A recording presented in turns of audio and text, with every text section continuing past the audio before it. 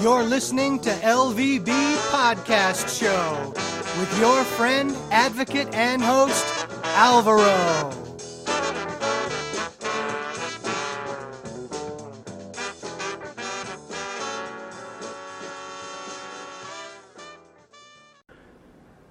Hello and welcome to LVB Show. My name is Alvaro and I'm very happy to be with you tonight.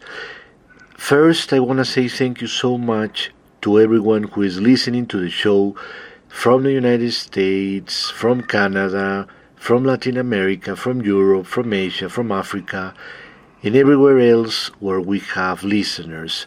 If you want to be on the show, you can email me at lowvisionbureau@gmail.com. Tonight we have someone who is going to be very interesting for our listeners.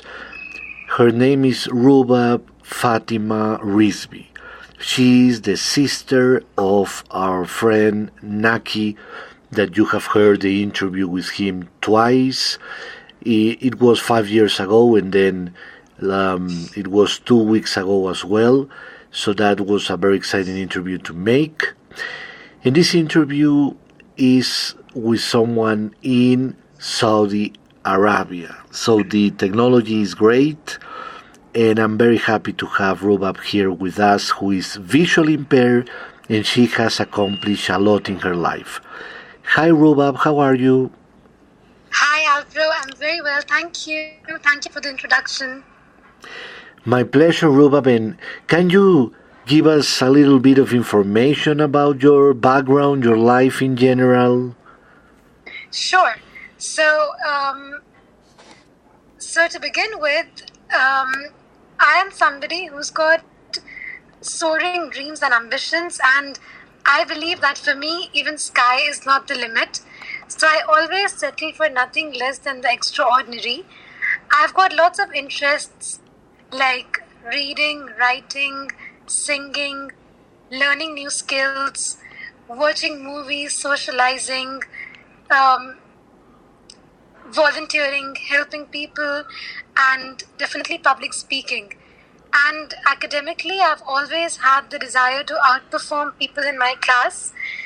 And I have completed my bachelor's in finance. Then I went on to do CMA, Certified Management Accountant. And I was the first low vision person to have taken the CMA and to have passed in the very first attempt. And professionally, I want to embark on an intellectually challenging career in any field, from accounting to finance to auditing, consultancy. And I'm just waiting for the right opportunity. And my target is one of the big 4 companies or any multinational company, because I want to make a difference on world economies and on people's lives through my work and my career. Rubab, that's very impressive and also very interesting. And I want to go back to something that you just said, and is about having big dreams and having ambition, the right ambition, as I always say. Yes. I want to touch on that subject for people who are struggling in the visually impaired and blind community listening to the show. Why do you think it's so important to dream big and go for it? Because, so I forgot to mention this at the beginning, that I was born with congenital glaucoma, and that's a degenerative eye condition.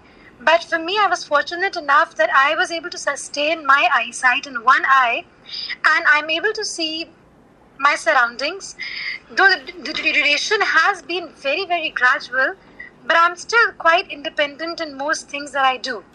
So I do believe, at least in the Asian society, if you are differently abled in any way, people look at you differently, and they have preconceived notions that if you have any sort of a limitation, which may not be a limitation, like for me, I don't consider my visual impairment to be a limitation, but a force that propels me forward. So I always wanted to have big dreams, ambitions, and the desire to accomplish those, because I never wanted anybody to pity me or to sympathize with me or to ever feel that just because I am different in one way, I cannot do things that other people can. That's why I focused all my attention since I was very young towards studies, public speaking, singing, writing, extracurricular affairs. And it never stopped there because I have achieved a lot in my gap, in my capacity. But still, I believe that it's very important for anybody to dream big, because if you can't dream big, you can't accomplish anything in your life. What would you say are some of the biggest challenges that you have overcome?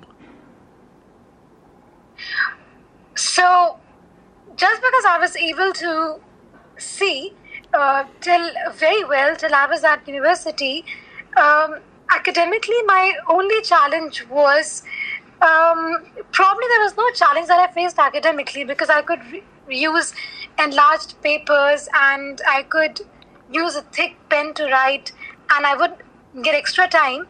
And my teachers, I would say 99% of my teachers were very cooperative. I just remember there was this one teacher whom I had at university, and she would get very annoyed with the idea of having to enlarge my papers every time, and she even called me a nuisance. And I would come home and I would just cry every day that, why doesn't this person support me, or why can't, am I really a burden in the class or something? But academically, because I've been very bright and I grasp the material very quickly, so I've never faced challenges academically. But yes, I would say in the society a little bit, in the sense that in the past 2 years, the deterioration in the eyesight happened very gradually. And because of that, unlike the past when I could work completely independently, now if it's not a familiar surrounding, I need some assistance to navigate through new places. And people look up to me because of my confidence and because of the way I carry myself and the way I talk. But sometimes I do feel like in the society where we live, not everybody, but maybe 1% of the people judge you based on your physical limitations, so to say. Apart from that, the biggest challenge that I've faced is probably what the youth is facing in general, and that is with the employment front. Because for me, I completed my graduation, I completed my CMA, but it's been very difficult for me to find a job as yet. So that's probably the biggest challenge that I've faced. What kind of technology do you use? So for many years, I've been using a screen reader called JAWS. I'm sure people are familiar with that because that's the most widely used screen reader on the laptop.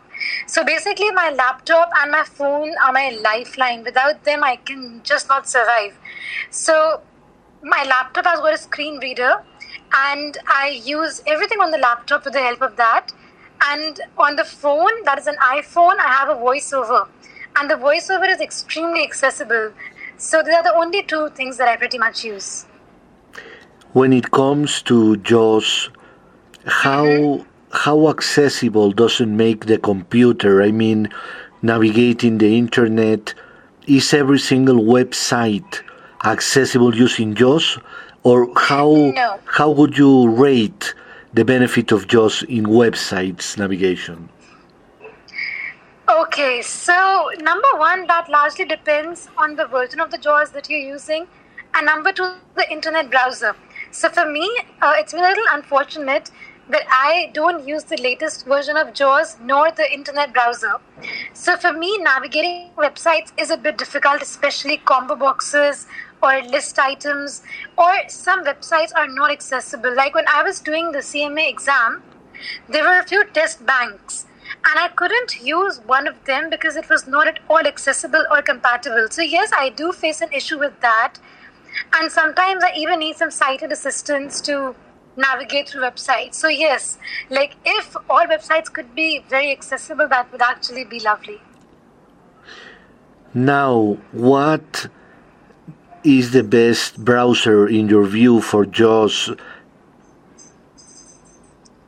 Probably in my view, and people might disagree with me, but because I'm so used to that and I feel Internet Explorer is quite good, though it's not the safest. People recommend Google Chrome, but because I'm used to Internet Explorer for a very long time, So I feel comfortable with that. For our listeners, I'm using Zoom Text on my Windows 10 computer, and when a website is not accessible for my eyesight, I place the link of the website on an email that I send to myself, and then I open it up on the iPhone and I read it there. Usually it works. It works fine. That is my trick.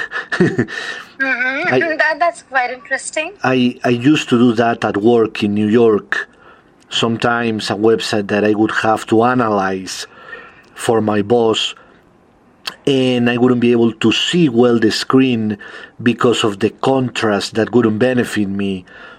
And I didn't use JAWS at the time. I'm gonna start learning JAWS just in a few weeks. So I sent that to myself many times, and on the iPhone I was able to navigate quite well the website and read it to me, so I didn't have to have my poor eyes have to read everything, which would be very difficult for me.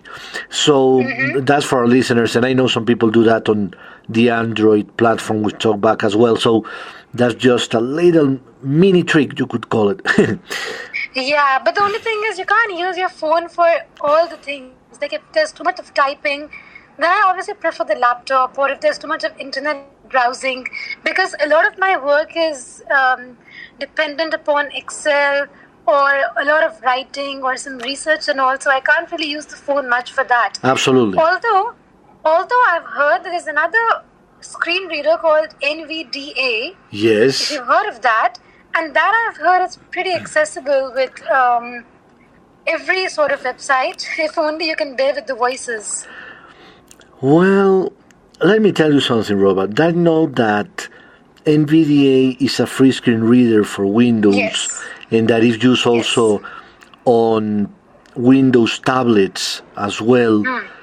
So thank you for telling me, because this I know, but I haven't tried it.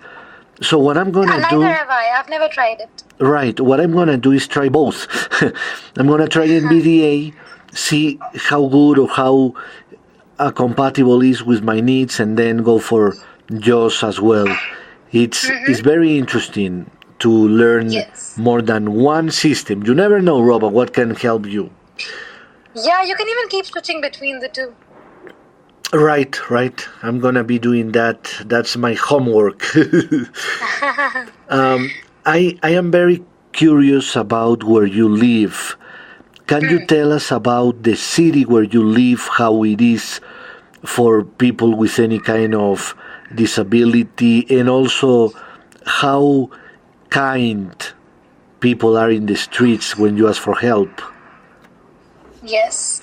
Okay, so I live in a city called Dammam, which is in the eastern province of Saudi Arabia.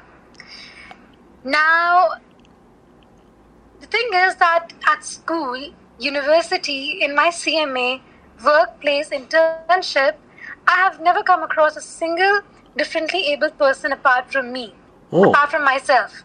So yeah, so I've never interacted, I've never even seen any differently abled person, whether it's a person with a visual impairment or anything. Although I have to mention that when I was at university, that's called Prince Mohammed University, PMU, in Dammam itself, Saudi Arabia, they had opened a department where they welcomed people with a hearing and speech impairment, but that's it.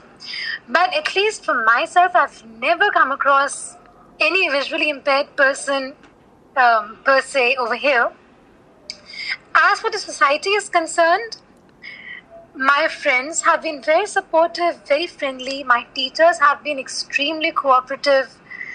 And okay, so there's no question of walking alone on the road, because over here you don't really see people walking because the weather is not very friendly and very welcoming. So people just take the cars or taxis, or if you have to go to school, you take a bus, the school bus. So my main mode of transportation during school and university was the bus, the school or the university bus, and otherwise it's the car. So, but when I do walk on the road with my parents, and if you're crossing the roads, like people do stop, they give you way. So yes, that with the society is good. I have no issues with the society over here. They are understanding. Now, when it comes to orientation, do you use any GPS tool? No. Because as I said, up until 2 years, my vision was very stable, so I could walk anywhere on my own. But since the past 2 years, if it's an unknown place, and if there are lots of obstacles like steps or poles, or some obstacles like, barricades or something, then I need some sighted assistance. So I normally have one of my parents or a friend or a relative or anybody accompany me. Because I can't drive, I don't use GPS. I haven't taken the white cane training, though I plan to. But because I live in Saudi Arabia and there's no question of walking on my own because nobody does as such. So I haven't taken white cane training either. But if I happen to move somewhere in the West, like England, where my brother stays, or Canada, or anywhere else, I might consider taking that. Okay, Ruba, I have to ask a follow-up about that. You say people usually don't walk alone. That's why? No, people can walk alone, but because the weather over here is extremely hot, so you don't really see people like you see in other parts of the world. Like if you see in London, yes, in India, in other parts of in America as well, anywhere, you see that people walk a lot, right? Because everything is so close to the tube station. Right. Or, for example, in London, I would say, I just saw every person walking. But over here, because the only public transportation are taxis, for the most part, you don't really see people walking because there are no public buses or auto rickshaws, or you don't see people really, going out apart from their cars because the weather is too hot. Oh, I see. And do you see yourself living your whole life there, or do you see yourself moving? No, I do hope and I see myself moving in the near future. Because the laws are becoming quite stringent for expatriates to get a job, and because my target in the next couple of months is to find myself a stable job wherein I can exploit my potential. So considering that front, I would want to move outside somewhere. And because my brother has been living in London for some time now, I've seen that he gets wonderful facilities that just allow him to become very independent, and I want to experience the same. Right. So I would definitely want to go somewhere in the West, particularly London. I have to say for our listeners, just yesterday, I was listening to a local radio show here in Colombia about accessibility, and the 3 most accessible cities in this planet are at least in the list that they read, it was number 1, Berlin, number 2, London, and number 3, Munich. Wow, okay. So I was very impressed with that. I knew about London because everybody talks greatly about London. They say, Rubab, for our listeners, that it has the most accessible transportation system in the world. So, and people are very, very kind, and it's a very organized city. It's a very clean subway or tube, as they call it there. So, definitely, it's a fantastic option. And in Germany, I also heard very good things about their accessibility. Another country I hear many, many wonderful things about accessibility is the Netherlands. They have incredible accessibility, even in little towns. I have a friend that is legally blind in a little town, and she tells me it's much more accessible here, she says, than when she goes to New York. And New York is good, but it's not as accessible as the Netherlands. So that is a way to understand things. And in London, things are very well planned according to accessibility. So it's you have a good mind, Ruba, to think about that option. Just because I have visited London and I can't tell you, Oh, you have? Oh. How lovely it is over there, because one of the best planned cities in the world. And everything is so close to the tube station, so you can just walk and go anywhere. And there are tactile roads everywhere. So you've got, like, the infrastructure is very, very, very conducive. So regardless of any sort of physical condition you might have, you can just be very independent. Like, for instance, I have been very athletic, but because of my visual deterioration in the past 2-3 years, I just could not play sports. I used to play baseball and cricket really well, and I used to run, but I couldn't do that since I came to university, I would say. Right. But when I went to London, people over there, they play all sorts of sports like tennis, VI tennis, goalball, cricket. So they've got every kind of sport in the world. They do tandem biking, running, and I did that with my brother as well. So there, you would never feel like you're physically different in any way. I did rock climbing, running with a sighted guide. I practiced a bit of tennis with my brother, and there the infrastructure is amazing. It's like second to none, because the roads are very smooth. They've got tactile surfaces, and the people as well are very broad-minded. Which is very important. It's very important that people that's true. are open-minded. And that's true. And Rubab, I had this comment. I want your opinion about this. Mm-hmm. When I was working in New York, I had a very good conversation with a disabilities advocate there that told me, I like what we have done in the United States with the Americans with Disabilities Act and how we are helping people with disabilities in this country. But I wish we had the model that they have in New Zealand, Australia, in particular in the UK. Because in the UK, the person is first and the disability is second. Yes, correct. But in the American model, the disability is first and the person is second. So that is why people talk much more about the disability of the person in the United States than they talk about it in the UK. So I would like your opinion, how things are in Saudi Arabia. Are they maybe too afraid of discussing the subject like sometimes it happens in the US, or are they more understanding of the abilities of the person as a human being, that just, they happen to have a certain difficulty, that's it, but they don't focus everything on the disability? Okay, so on a larger front, I can just speak for myself, because as I said, I've never come across a person with any sort of an impairment. Right.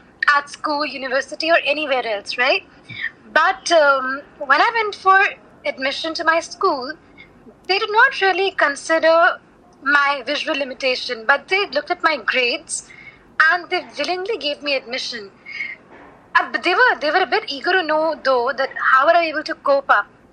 Or the same thing happened at university, but just because I did very well in the admission test and because I had very good grades, they did not focus too much on my visual limitation.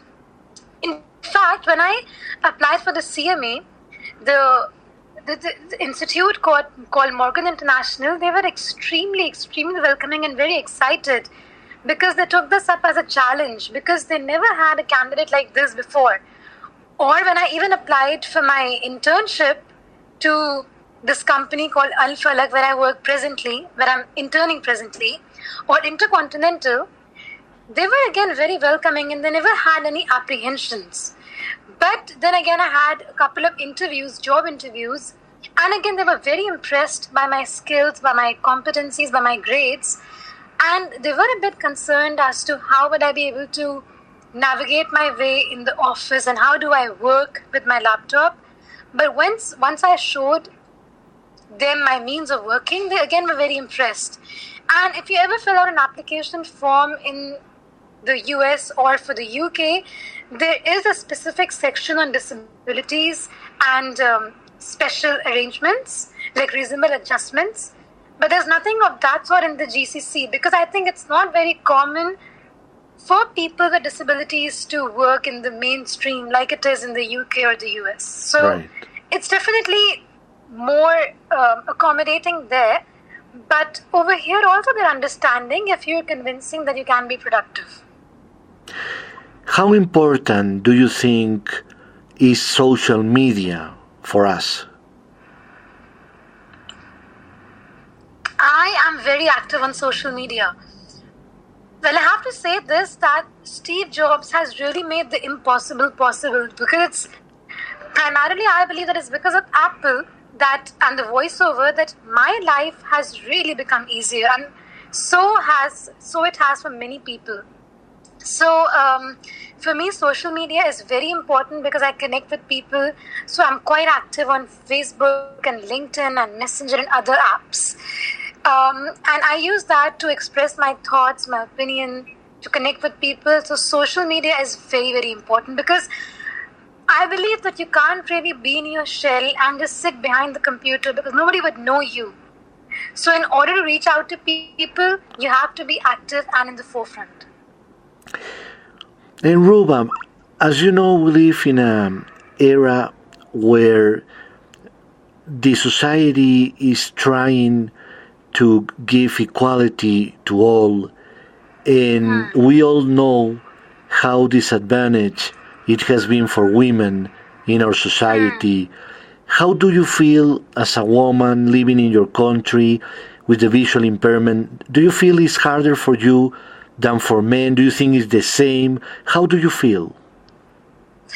First of all, I feel extremely proud and very, very fortunate and very blessed that, God has chosen me as one of his special creations, because I never feel that my visual limitation is really a limitation or something that a person should ever sympathize me for, because I never feel different in any way, and because I try to exploit myself in every facet of life.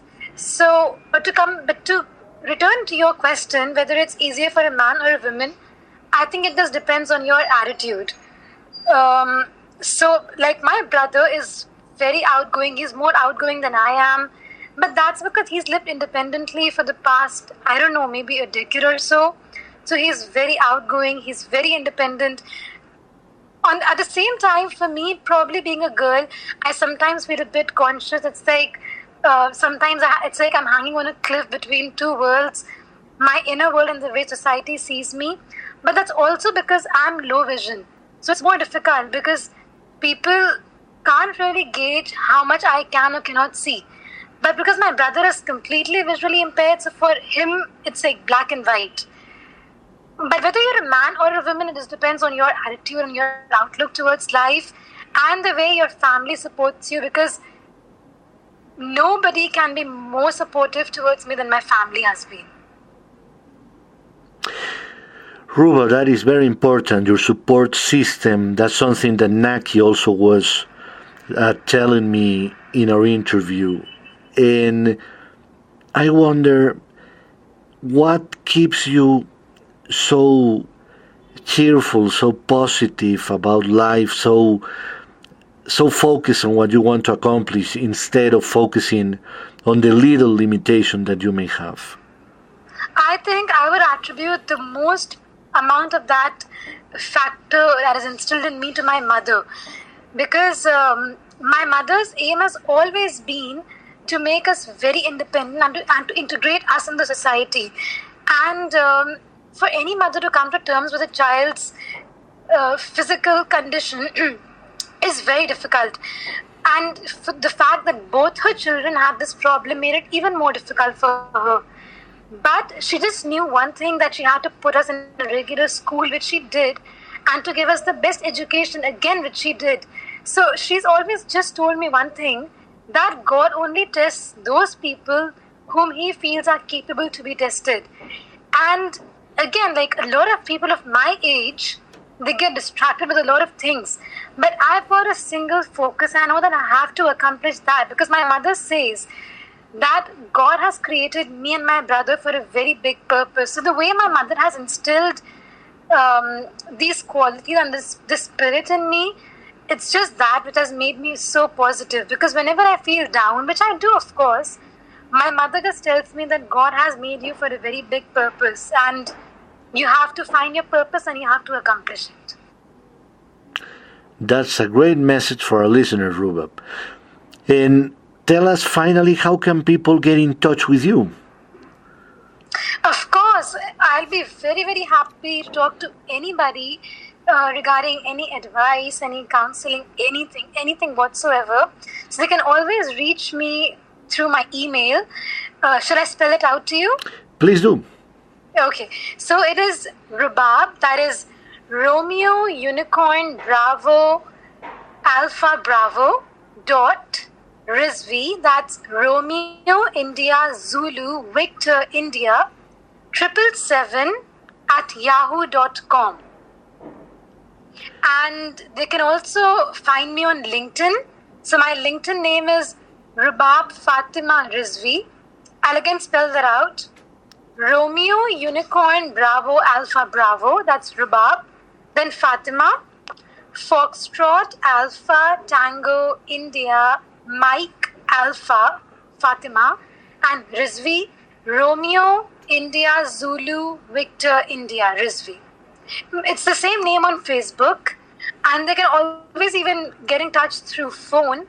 So my number is, with the country code, +966 535 200 802. So I'll be extremely happy to get in touch with anybody who would want to get in touch with me. Well, Rubab, has been wonderful having you on the show. Thank you so much for your time. Thank you so much. Likewise. It has been lovely talking to you. My pleasure, Rubab. And for our listeners, remember always to smile.